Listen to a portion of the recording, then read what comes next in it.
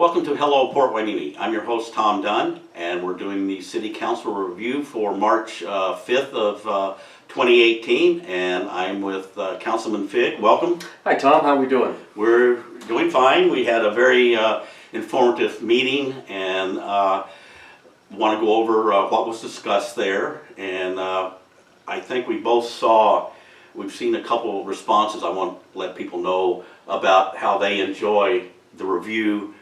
We cover the issues, not real deeply, but just to let them know. Of course, it is streamlined, or there's a video of the whole meeting, but it's 3 hours long. Yeah, ours are what, 15 minutes at best? Yeah, something like that. Yeah, so compared to 3 or more hours now. Yeah, we appreciate the feedback, and any suggestions, let us know.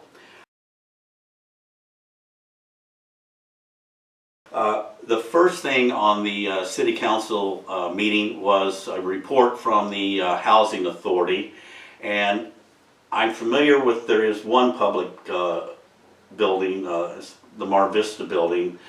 Is there another one? I thought I heard somebody else mention it. Oh yes, the Willowbrook Public Housing Project, which is single story, primarily for families, whereas Mar Vista is a senior citizen complex. So at the Willowbrook, is that what you said? Yes, Willowbrook has how many homes? It's between 20 and 30 homes. They're single story, they're attached, they're not apartments per se, because they're all single story, whereas Mar Vista is 6 stories in height with 60 units. Where is the Willowbrook located? Right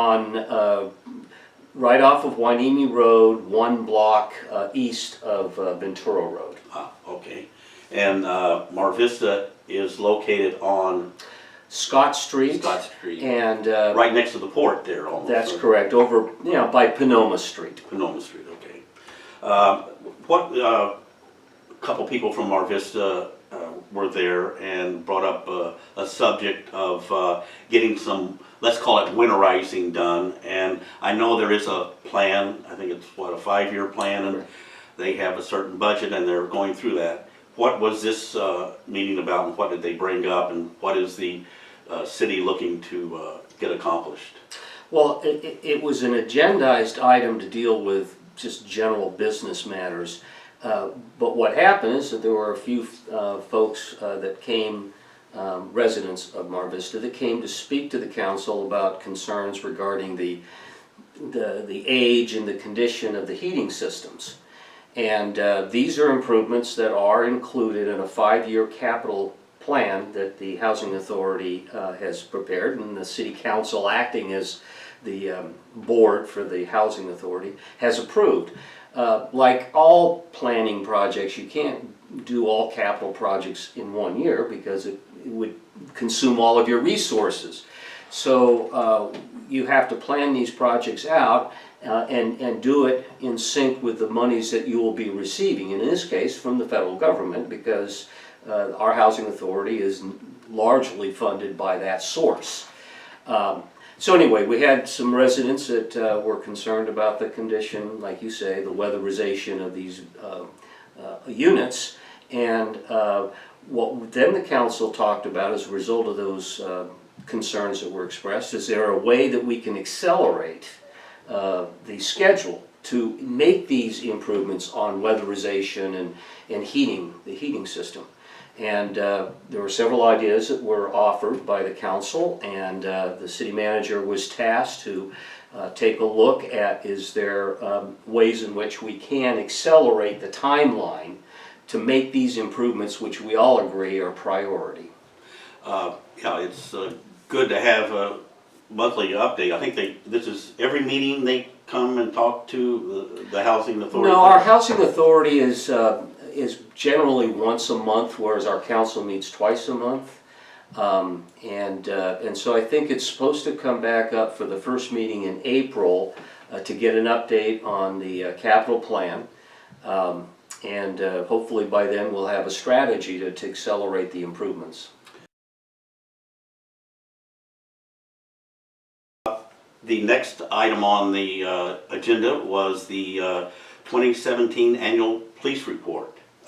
given by Chief Andrew Salinas, and he spoke about the numbers, the crime. I think he said the violent crime was down about 30 some odd percent over the previous year, and but the what's the right word you call them, larceny or something, Larceny. is up about 20%, which I think he said 80% of that is people taking stuff out of cars, unlocked cars. Well, and that's, I think, the upshot of what he was suggesting is that, yes, the good news is that violent crimes are down, and larceny crimes, that is thefts from largely vehicle break-ins, are up.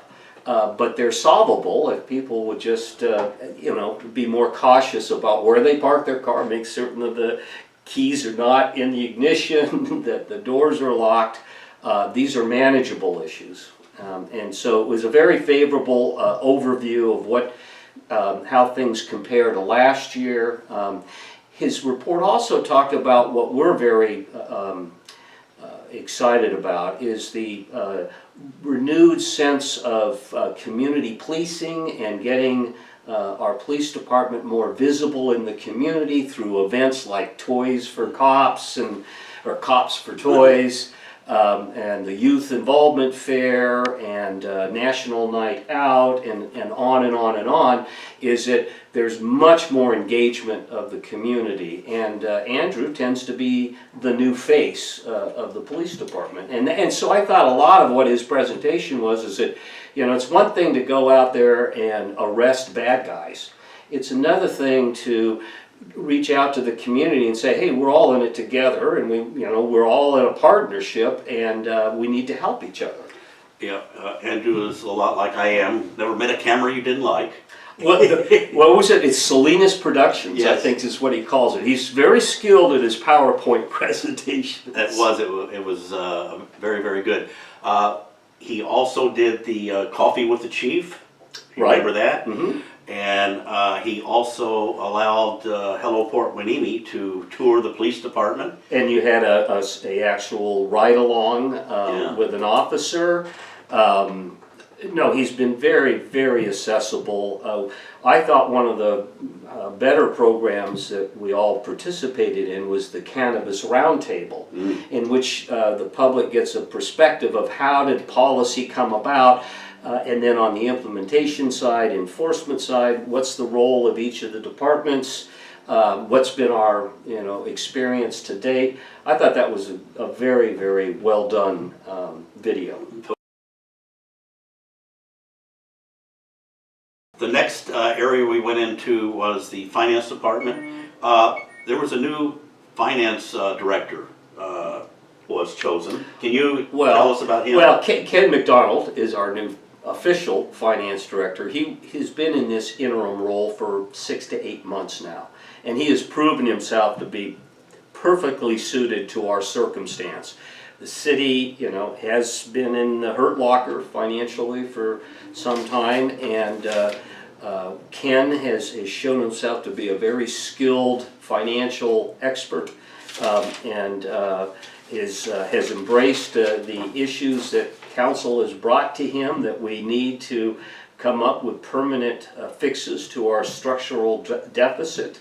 That means not only raising revenue, but really retooling our whole budgetary process and putting in safeguards to make sure that at the end of the day we're going to get a balanced budget. So we are very much impressed with his work, and so pleased that he accepted an offer to become the permanent director. He joins the list of the new department heads that were hired in the first part of last year. And I heard the same thing from you and Rod and a couple other council members that, hey, these guys seem to be really professional, and boy, have they turned out to really turn things around and respond to the citizens and respond to the needs of the community. Well, this is going to be Rod's legacy, the city manager's legacy, because that was the #1 charge that council impressed upon him when he was hired 12, 13, 14 months ago. Mm-hmm. So, I mean, he was the beginning of the new executive management team. And it was critically important that we get the right people in the right slots, and he has been right on the mark all the way. I learned something in corporate sales and marketing was when you manage people, hire people that know stuff that you don't know. It makes you look better. But that is how you get things done. If you don't know about finance, you better hire somebody. Well, I think of the great communicator, Ronald Reagan. A lot of people looked at him as being, well, he's this wonderful figurehead, but he doesn't do the work. Well, but that's the secret of good management, is delegate and disappear. Right. You hire the right people to carry out the policies at hand. And you don't get in their way. Because if you're hiring quality people, well-credentialed people, you don't want to interfere with them carrying out their individual mission.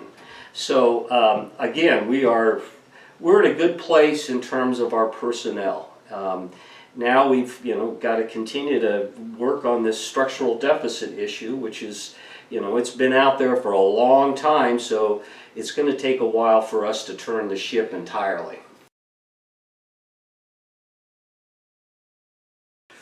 The next issue was the city manager.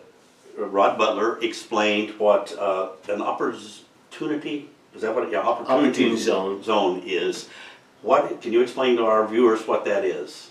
Well, it's a new program the state has launched that is intended to attract capital reinvestment in areas that are distressed, and we meet that criteria largely because of the low incomes that we have in our area, the demographics.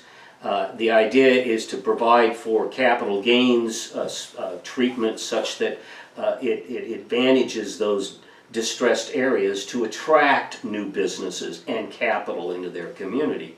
So he was giving an update on that. Actually, Steve Kenny, who's our economic development consultant, and we are going to place our names into the basket, and hopefully the competitive process, the state will be able to see clear that we are ideally suited for this, particularly with the Port of Hueneme, that's an area that could really benefit more expansion there at the port. So it all looks good, it sounds good, but you pursue these avenues, and sometimes it pays off, sometimes it doesn't work. There's only so many opportunity zones that the state will designate, so it's not as if it's a given that might merely us putting an application that we're going to be selected, but it's favorable. Yeah, it will, and I hope this is one thing that the city staff and or the council, whoever is responsible, stays on top of, along with the grant finding company that you hired a couple months ago that goes out and looks for money for various projects. I think the first one they did was not real large, but wasn't it for some money for Miranda Park? Yeah, that was a baseball foundation grant, and I think it was a good move for the city. It's experimental. We wanted to, because there was a feeling that we don't have staff dedicated to pursue these grant opportunities, and we are trying to overturn every stone we can, and this was one of them, is let's get a professional grant outfit to look out for our interests. We imparted on the grant writer, these are our needs, and so we want you to focus on those avenues. Don't just go after anything and everything that moves, but we want you to focus on these are our areas of need. And there's another grant that they're working on. That's the Foundation for Canines, and from what I understand is it's about a $20,000 grant to acquire, to train, to equip another canine unit in the police department. And that came out as a result of our grant writer of pursuing what funds are available, because they were instructed that we need to shore up our police department and provide them resources that we haven't been able to provide. And so it's starting to pay off to have that grant writer. So this works, that the city tells the grant people what areas they would like to see some funding in, and then they go out and search. Exactly. It's when they were initially hired to do this effort, there was a meeting of all the department heads so that there could be a face-to-face to let the grant consultant understand what those individual department needs are, so that we could get the most effective use out of our arrangement for them to do grant writing. Is that you're focusing in on our needs, not just doing a shotgun approach. The next item we covered is that the city manager, Rod Butler, hired, after a couple months of searching, a deputy city manager. Her name is Linda Lee. Correct. And can you give us any type of background on her, where she came from, and what we're expecting her to do? Well, she has a very good, very broad-based background in local and county government. Ventura County, didn't she work there? But that's not the only location. She's got a very nice resume that's complementary to what our needs are, which is city administration, city clerk support, human resources, and finance. And so these are, those are the core issues that we wanted the deputy city manager to be able to backfill in the, with the loss of Carmen Nichols from last year, who did just an outstanding job. So I kind of poked a little fun at our new hire in saying, Rod Butler has hit the mark on all of his hires so far, his executive team. And so we have all the confidence in the world in your abilities because of Rod's success to this point in filling out his executive team. But it's also pretty daunting. I think she's the last executive team member to be hired, so you got a big shadow that's been cast.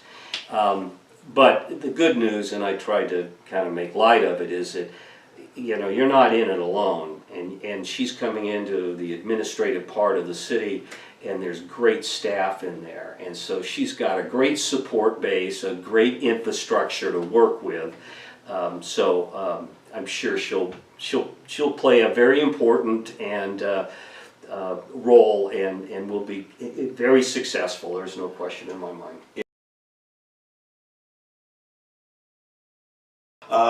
I think the last thing on our agenda is the City Council has agreed to celebrate the city's 70th anniversary of incorporation, which was in 1948.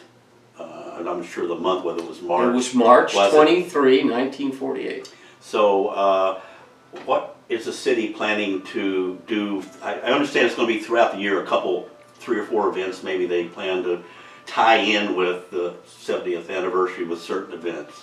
Well, the first event is at our next council meeting, the 19th.